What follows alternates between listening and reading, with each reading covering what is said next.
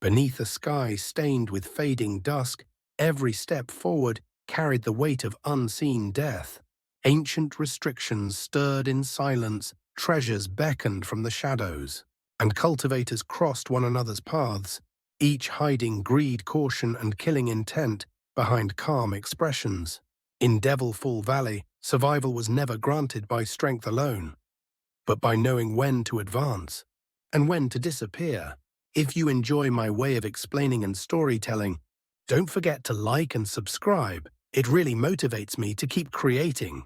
Marquis Nanlong planted the final formation flag at the edge of the pond. A crooked smile tugged at the corner of his lips as he clapped his hands together and said leisurely, "How is it? Finished with your preparations?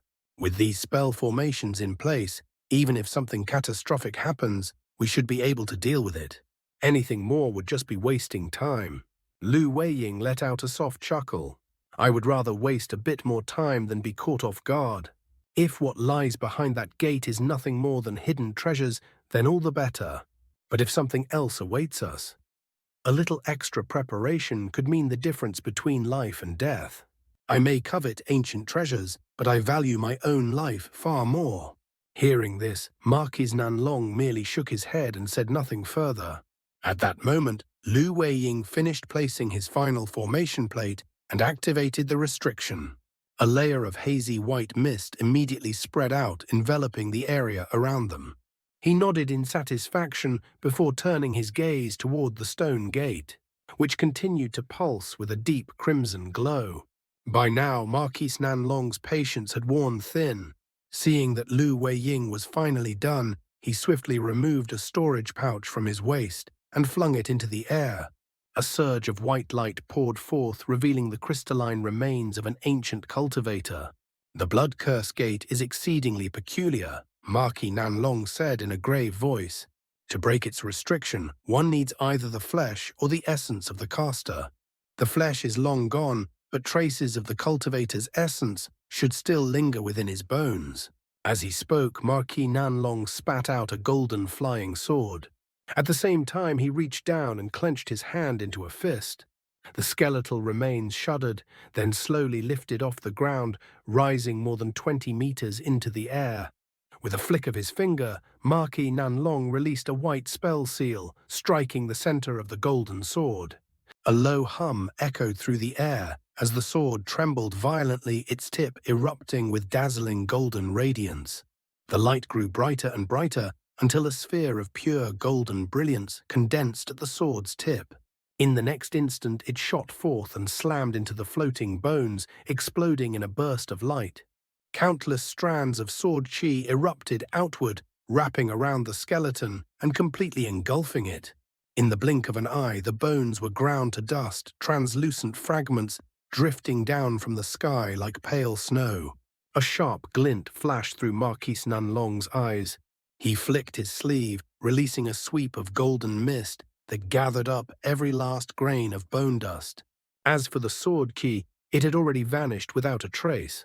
Seeing that none of the bone dust remained behind Marquis, Nanlong nodded and turned his gaze toward Lu Weiying. Lu Weiying immediately understood his intent. He clasped his hands together and produced a white flag. With a gentle shake, swirling winds began to gather around it. By then, Marquis Nanlong had already seated himself cross-legged and formed a hand seal. With a muffled incantation, multicolored spell seals flew from his hands and struck the golden mist surrounding the bone dust. Under their influence, the dust began to rotate slowly. As it spun, the translucent bone dust shimmered with countless hues, growing increasingly radiant, as if alive with light. At that moment, Lu Weiying launched a probing attack toward the stone gate. Instead of commanding the spell flag, he casually flung several fireballs from his free hand. The fireballs roared through the air, but as they neared the gate, the crimson light surged violently. It condensed into a massive mass of scarlet radiance, taking the shape of a ghostly face nearly 3 meters tall, identical to the carving on the stone gate itself. The ghost face swallowed the fireballs whole, flickered briefly, and then vanished. Lu Weiying's expression changed. Alarm flickered across his face as he hesitated for a moment, then pointed the white flag at the stone gate. The winds gathered around it, let out a shrill howl, condensing into a roaring wind dragon that tore through the air toward the gate. The ghost face reappeared at once, its mouth yawning wide. A beam of crimson light shot forth, engulfing the wind dragon and dragging it screaming into its maw.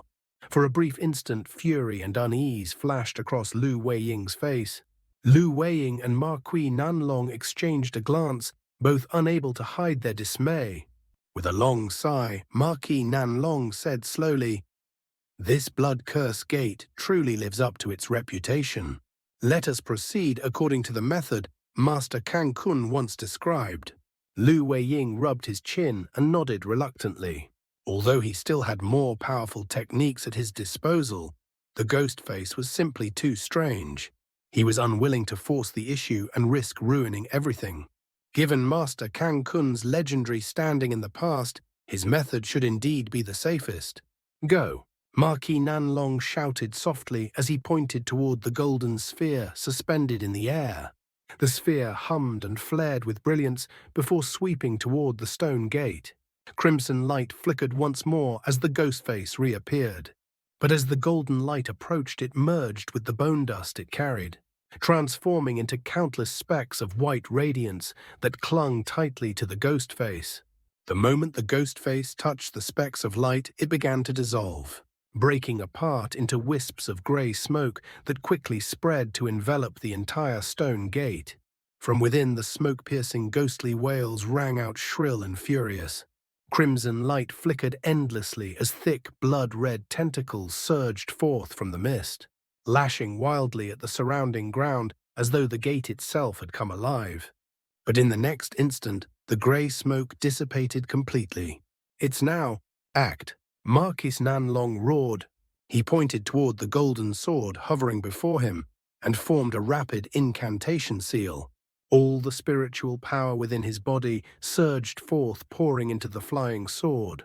The blade screamed through the air, transforming into a blinding streak of golden light. Lu Weiying's expression darkened. He poured the majority of his spiritual power into the flag and hurled it forward. In a flash of white light, it split apart, transforming into several roaring wind dragons that charged toward the stone gate. In an instant, the golden streak and the wind dragons plunged into the lingering mist. A heaven-shaking tremor erupted as Gale's golden light and crimson radiance intertwined, detonating in a chaotic explosion. Ferocious winds tore away the remaining smoke, revealing the stone gate once more. Marquis Nanlong narrowed his eyes as he saw that the crimson light had vanished entirely. The restriction had been completely dispelled. Sweeping his gaze around, he spotted his small golden sword embedded halfway into the gate. With a thought, he summoned it back. The sword flew free, shrouded in a meter-long arc of golden light, and slashed wildly at the gate. Thunderous rumbles echoed as golden radiance flared. Chunks of stone shattered and fell, and a thick metallic stench of blood filled the air. Yet when Marquis Nanlong and Lu Weiying finally saw the shattered fragments clearly, their expressions changed drastically. The broken stone pieces bore an uncanny resemblance to human forms, each fragment seeping black-tainted blood, the source of the dreadful smell. The sight was ghastly beyond words. Though the stone gate had been destroyed, the two cultivators found nothing else of note. Instead, a dark flight of stairs was revealed, descending deep into the earth. "Let's go," Marquis Nanlong said, staring into the abyss below. "It's clear to me now the blood-curse gate itself was already a mysterious treasure." Without hesitation, he strode down the steps. Lu Weiying remained where he stood for a long while. He glanced once more at the black-blooded remains of the blood-curse gate, then at the dark passage leading underground. His brow furrowed deeply as he let out a long sigh before following after Marquis Nanlong. To Lu Weiying's surprise, the passage was not long. After descending roughly 60 meters, they arrived at an underground hall about 30 meters across. The space was completely bare, save for an offering table standing silently at its center. When Lu Weiying entered the hall, Marquis Nanlong was already standing before the table, staring at the items upon it. His mind utterly blank, Lu Weiying walked over in a daze, his heart shaking violently as his gaze fell upon the table. Heaven essence fruit. If I'm not mistaken, consuming just one can extend a cultivator's lifespan by 100 years. That purple mushroom, could it be the legendary Heaven Mend mushroom? It must be over 10,000 years old, capable of advancing one's cultivation by several decades. And that glittering golden bamboo, golden lightning bamboo, one of the three divine woods. And this, Lu Weiying muttered incoherently, disbelief written across his face. Unable to restrain himself, he took several unconscious steps forward. Coldly, Marquis Nanlong said, "Fellow Taoist Lu, if I were you, I wouldn't be so rash. Do you truly believe such spirit medicines would be left here for anyone to take? Why don't you examine our surroundings first?" "Brother Nanlong, you're right." Lu Weiying snapped out of his excitement, glancing around in alarm. Soon he discovered several talismanic characters inscribed along the walls. His heart jolted violently. Abba, this appears to be the legendary Sanctuary Guardian formation, a Buddhist spell formation. Why would such a thing appear here? Although Marquis Nanlong's tone remained calm and composed, his gaze was firmly locked onto the spirit medicines upon the table, burning with barely concealed desire. In the depths of his heart, he longed to seize them at once. These were precisely the treasures both he and Lu Weiying desperately needed. With such heaven-defying medicines now lying within arm's reach, the excitement and greed stirring within the two cultivators were almost impossible to suppress. The moment Marquis Nanlong stepped into the hall, his eyes were immediately drawn to the medicine herbs. Acting on instinct, he reached out to take them, only to be violently repelled by an unseen force. Caught completely off guard, he was forced to retreat and wait for Lu Weiying to catch up. When he heard Lu Weiying utter the name Sanctuary Guardian Formation, Marquis Nanlong's spirit jolted with relief and joy. Earlier, upon encountering the restriction, he had sensed that it was utterly unlike any formation he had studied before, which had filled him with unease. Knowing that Lu Weiying could recognize it was a tremendous comfort. Suppressing the surge of excitement in his chest, Marquis Nanlong asked Brother Lu, "You recognize this restriction?" "In the past, I obtained some cultivation records from several Buddhist sects," Lu Weiying replied gravely. "Although their cultivation techniques were incompatible with me, I did study a number of their spell formations. Among them, the minor Sanctuary Guardian formation stood out as one of the most remarkable. Brother Nanlong, if this truly is that formation, then we're in for serious trouble." As he spoke, his eyes drifted toward the offering table, his brows slowly knitting together. Marquis Nanlong frowned in disbelief. "What do you mean? Are you saying this spell formation can't be broken?" Lu Weiying's expression grew solemn. "This minor Sanctuary Guardian formation is an immortal isolating formation. It is one of the few restrictions in this world that can only be destroyed through brute force. There are no shortcuts. We must relentlessly bombard it with attacks without pause. While its defensive strength isn't superior to other formations, its durability is terrifying. Unless it is completely destroyed, it will rapidly regenerate. Its stubborn resilience truly lives up to its Buddhist origins." As if to confirm his words, Lu Weiying casually waved his hand and launched a fireball toward the offering table 10 meters ahead. Boom! The fireball detonated in midair, dissipating before it could even touch the table. At once, a layer of spiritual light condensed above the table. Golden radiance flared brilliantly as thin strands of ancient talismanic characters surfaced upon the barrier, resembling delicate silver blossoms drifting in the air. Marquis Nanlong's face darkened. Having already experienced this, once he remained composed and unalarmed. What's that?" Lu Weiying suddenly exclaimed in shock. Marquis Nanlong instinctively turned toward him, only to find Lu Weiying staring intently at a certain section of the golden barrier, awe written plainly across his face. Marquis Nanlong's eyes flickered with spiritual light as he focused his gaze, peering deeper into the barrier. Through the shimmering golden glow, he discerned a silver alms bowl roughly the size of a human head. floating serenely in mid-air. Profound talismanic characters drifted slowly across its surface. Surrounding it were 8 faint white jade talismans, all pointed inward toward the bowl.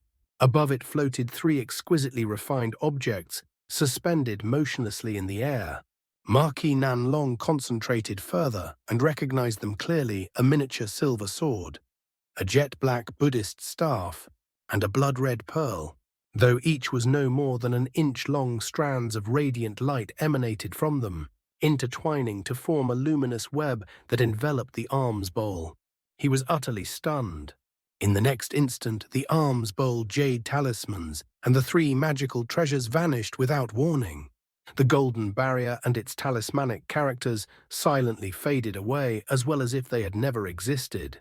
Marquis Nanlong stared blankly at the empty space before him, his lips tightly pressed together, confusion flickering in his eyes. What just happened? Those items weren't there when the barrier first appeared.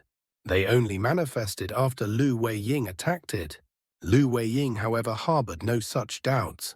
His gaze remained fixed on the space where the treasures had appeared, his thoughts racing. It's obvious now. The spirit medicines were merely a decoy, a facade. The true core of the formation lies elsewhere. What kind of treasures could surpass even these heaven-defying herbs? Though it was only speculation, Lu Weiying felt his heart pounding violently. His earlier apprehensions toward the Blood Curse Gate were completely cast aside. Brother Lu, Marquis Nanlong said with a faint smile, clearly arriving at the same conclusion. It seems we've come to the right place. If we can break this Buddhist formation, our journey will not have been in vain. Lu Weiying returned the smile.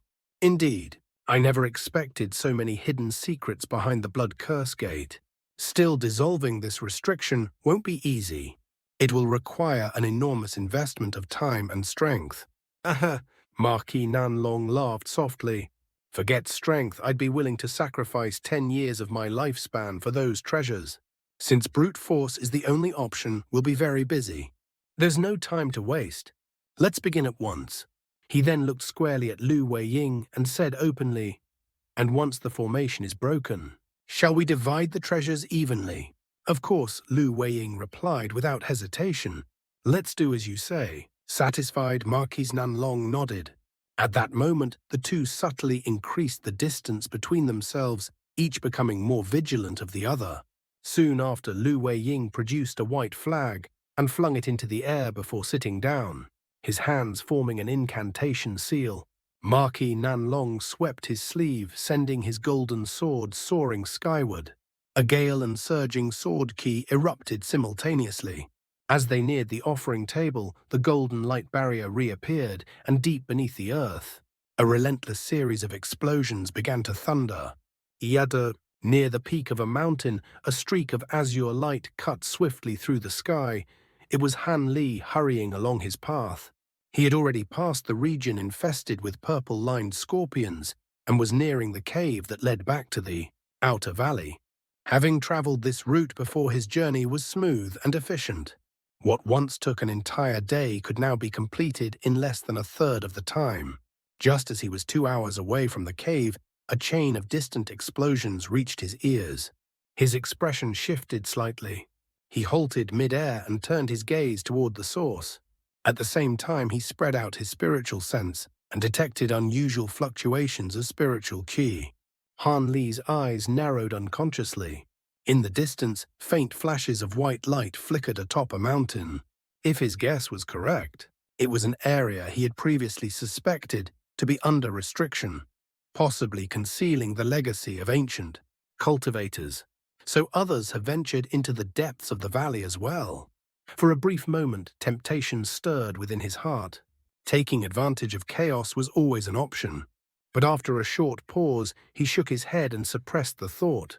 Wary of drawing attention, he merely swept his spiritual sense past the area without probing further. At present, avoiding trouble was the wisest course. With that in mind, Han Li tore through the skies and soon vanished without a trace.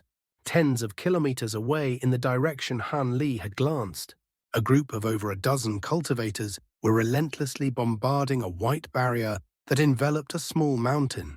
Leading them were Moulan divine sage Zhong and the woman surnamed Le. All of them were Moulan spell warriors. Just as Han Li departed, divine sage Zhong's brow twitched slightly, and he subconsciously glanced in the same direction. Noticing this spell warrior, Li asked, "What is it?" Has Brother Zhong sensed something amiss? The scholarly man replied calmly, "Nothing of concern. I merely sensed a heavenly south cultivator sweeping their spiritual sense in this direction. They seem uninterested in interfering and have already left. Since we're close to breaking the restriction, it's best not to dwell on it." Spell warrior Lo sighed helplessly. "You're right. We're at a critical juncture. I only hope this isn't like the last restriction we broke empty of treasures and worse, costing us 2 men to spatial tears." At the mention of this divine sage, Zhong's expression darkened. There was nothing we could do. Invisible spatial tears are impossible to guard against. Even the low-grade spirit birds we prepared became useless. Once we entered the valley, they vanished or lost control entirely. If we could have used them to scout ahead, those 2 men wouldn't have died. Spell warrior Lu said thoughtfully. The birds didn't seem to go mad. Rather, they were overwhelmed by fear of the inner valley. Could there be something here that suppresses demon beasts? Even the grade 5 Blackwing hawk I borrowed refuses to obey commands after entering the valley. It won't even leave. Its spirit beast pouch. Devilfall Valley is truly abnormal. A cold glint flashed through the scholarly man's eyes. Perhaps this place is known as the most dangerous region in the heavenly south. Strangeness is only natural. But we didn't come here to unravel its mysteries. We came on behalf of the Moulan to search for ancient treasures and spirit medicines. We traded dearly with the 4 great powers of the heavenly south for this opportunity. We cannot afford to waste it now. While divine sage Zhong and cultivator Lu were still deep in discussion, Han Li had already flown more than 50 kilometers away. Nothing unusual occurred along his route, and after another hour of steady flight, he finally arrived at the cave. Upon reaching it, he once again took out the yin-yang ring and entered the passageway under the treasure's protective glow. Moving swiftly through the tunnel, his pace unconsciously quickened the moment he caught sight of the faint light at the exit. Soon his surroundings brightened, and Han Li emerged before a familiar cliff that led back to the outer valley. He lifted his head and gazed at the dusky sky above. Though it still carried a faint sense of oppression, it was far preferable to the blood-red heavens that loomed over the depths of the valley. After sweeping his spiritual sense across the area and confirming the absence of other cultivators or any strange disturbances, Han Li finally let out a breath of relief. His gaze then shifted to the rock wall beside the cave entrance. With a flick of his wrist, an azure spell seal flew forth and sank soundlessly into the stone.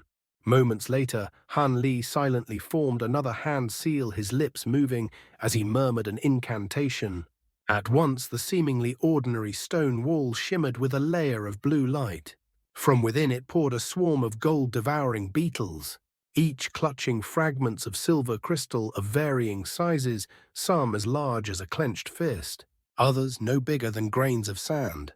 In the blink of an eye, the beetles deposited their burdens at Han Li's feet, forming a small mound of glittering silver. These were crystallized tail-star silver ore. At first, Han Li's expression remained calm, but as dozens of crystals fell into place, a faint excitement finally surfaced in his eyes. "Youngster Han, this tail-star silver vein is far larger than I anticipated." The monarch of soul divergence suddenly exclaimed within his mind, his voice brimming with delight. "With this amount, I can finally conduct proper research into crafting puppets with this material." Han Li glanced at the pile of shimmering silver and smiled. "Indeed, I didn't expect such abundance either. We've gained quite a harvest this time." He swept his sleeve across the ground, instantly drawing the tail-star silver crystals into his storage pouch. Then, with a sharp whistle, the gold-devouring beetles circled around him before darting back into their own pouch. Once everything was settled, Han Li patted his storage pouch again, producing a translucent sphere in his palm. He exhaled a mist of azure light onto it and a bean-sized speck of light appeared within the sphere.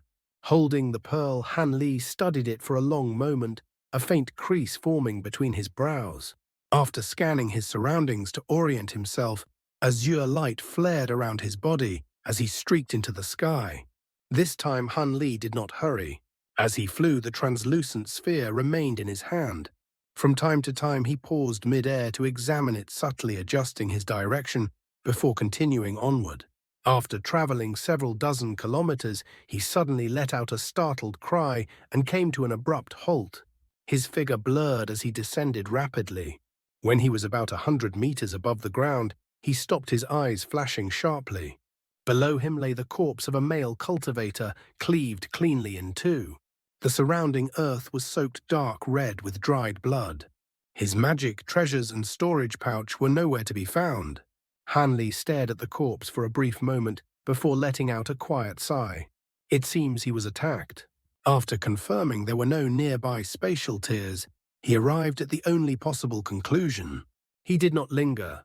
Quickly resuming his journey, Han Li remained on high alert. Though he believed there were few in the valley who could truly threaten him, aside from the two late-stage nascent soul cultivators, being ambushed by a group would still be extremely dangerous. Even if such a scenario was unlikely, he maintained heightened vigilance throughout his travels. Half a day passed without incident. Instead of ambushes, Han Li encountered two more cultivators whose shattered remains bore the unmistakable signs of having been torn apart by spatial tiers. Shaking his head, he moved on without stopping. Guided by the translucent sphere in his hand, Han Li eventually arrived above a lush and densely packed forest. He muttered softly to himself, then tightened his grip on the sphere and poured strength into it. With a clear chime, it shattered in a flash of azure light. As the fragments scattered, the speck of light within was freed. It hovered obediently before Han Li, awaiting his command. Upon his gesture, it flickered and shot forward. Han Li followed closely behind. Moments later, above the forest canopy, the speck of light slowed and descended. Han Li followed it down, a glint flashing through his eyes. The speck circled a towering ancient tree, once before sinking straight into its trunk and vanishing. Han Li landed before the tree, the light around him fading away. He quickly examined it, then pressed his palm against the bark. Boom! A dull sound echoed as green light burst forth. An azure talisman floated out from within the tree. Han Li swiftly caught it between two fingers, glanced at it with a faint smile, and flicked it into the air. Whoosh! The talisman ignited and streaked skyward as a line of fiery red light. This time Han Li did not pursue it. Instead, he stood quietly for a moment before sitting cross-legged on the ground, closing his eyes to recover the magic power he had expended. Not long after, the streak of red light descended upon an unremarkable corner of the forest. Soon another streak of light shot skyward from that spot, flying straight toward Han Li. Before it arrived, Han Li slowly opened his eyes. The streak of light circled him once, as if confirming his identity, then swooped down. The light dissipated the moment it touched the ground, revealing a woman dressed in flowing white robes, her beauty ethereal and otherworldly. Han Li calmly regarded her and said, "Lady Violet Spirit, you arrived quite quickly." "Quickly," Violet Spirit replied with a hint of complaint in her pleasant voice as she approached with graceful steps. "I've been waiting here for several days. In that time, 7 groups of cultivators passed through this forest. Each time I grew more nervous. If Brother Han hadn't arrived soon, I might have left." Han Li smiled faintly, his gaze lingering briefly on her flawless features. Lady Violet Spirit, revealing her true appearance, is rather surprising. I had thought concealment would be effortless for you. She pursed her lips and replied sweetly, "When I entered the valley, I relied on a treasure to conceal my appearance. Unfortunately, a strange restriction here rendered it useless. Without it, I had no choice but to appear as I truly am." "What? Does Brother Han find my appearance unsightly?" "Fairy Violet Spirit jests," Han Li said with a wry smile. His expression soon grew serious. "That's enough idle talk. Is this the first location marked?" Violet Spirit's smile faded as she nodded. "Yes." The original mark was destroyed by the Ghost Spirit sect, but this one should be genuine. Finding it won't be difficult. At the mention of the Ghost Spirit sect, Han Li's brows lifted slightly and a cold smile appeared. In that case, we'll simply follow their disciples. It should save us considerable time. As Brother Han commands, Violet Spirit replied, "A month ago, I placed a tracker unique to the exquisite sound sect on the Ghost Spirit sect disciple who provided the information. It isn't made of magic power, but a fragrance imperceptible to others. Though its range is limited and it fades after 2 months, it should still suffice. I'll have to trouble fellow Taoist Violet Spirit to lead the way," Han Li said, standing up slowly. "We'll follow the Ghost Spirit sect disciple and bypass the marks they've already placed. That way the Spirit Kindle fruit will inevitably fall into our hands." At that moment, a silver-tailed squirrel burst from the forest and leapt into the air. After sniffing the surroundings, it darted off in a specific direction. Shortly thereafter, 2 streaks of light circled once before, chasing closely after it, disappearing into the distance. That's all for today's content. See you in the next part. Support me by becoming a member. It will give me more motivation. Thank you so much.